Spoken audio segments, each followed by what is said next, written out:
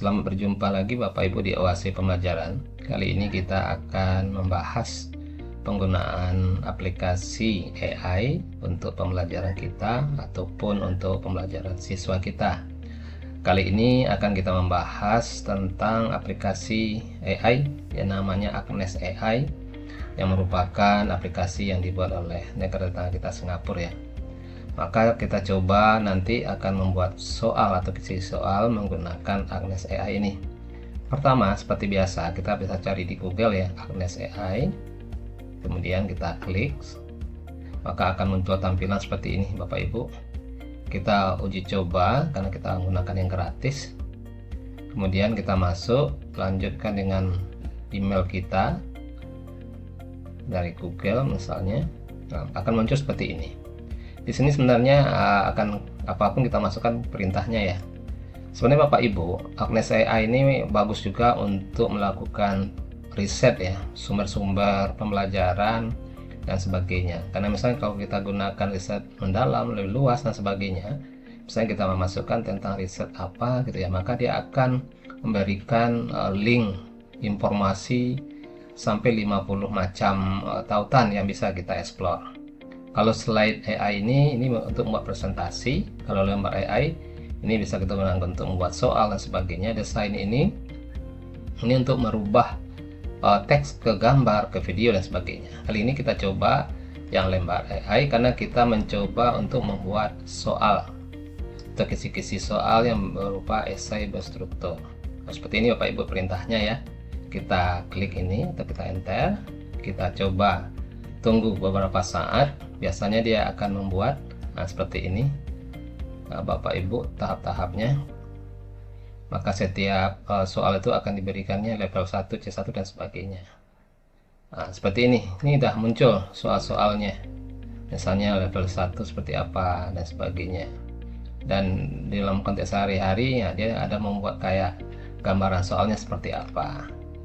Nah, ini kira-kira gambarannya Bapak Ibu. Dan bisa juga tergantung dari yang kita perintahkan, bisa juga dia nanti berbentuk kisi-kisi soal, bentuk tabel dan sebagainya.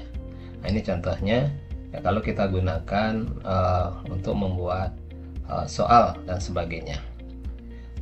Kalau kita coba bentuk untuk riset, bisa juga aplikasi ini. Coba kita ulang lagi, kita tunggu. Misalnya kita coba sekarang untuk riset yang mendalam. Misalnya kita akan membahas tentang kita satu guru ya, pembelajaran STEM misalnya. Kita mencoba pembelajaran STEM. Kita klik. Nah, seperti ini Bapak Ibu tampilannya. Maka memang dia akan nanya nanti seperti apa. Kita akan lanjut. Kita bisa lanjut.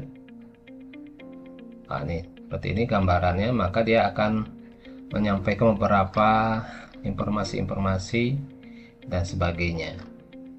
Dan ini pun akan bisa kita tindak lanjuti dengan berbagai macam makalah dan sebagainya Bapak Ibu, sumber-sumber informasinya. Kemudian ini hasil-hasil yang ditemukan, ini masih berproses ya untuk pembelajaran STEM ini. Ini bisa juga kita lanjutkan nanti, kemudian kita klik sumber juga bisa. Nah, ini berbagai macam sumbernya, yang ada 62 sumber ya Bapak Ibu ya, yang sampai 83 macam sumber. Nah, lihat lebih banyak juga seperti ini. Tergantung kita mau cek nanti yang mana yang bisa kita gunakan sebagai riset kita. Ini gambarannya untuk pembelajaran STEM ini Bapak Ibu. Kita hanya memerintahkan satu saja ya, maka dia akan memberikan berbagai macam sumber informasi kepada kita berhubungan dengan proses STEM ini. Ini masih proses sampai 129 dan sebagainya. Inilah kira-kira gambarannya Bapak Ibu.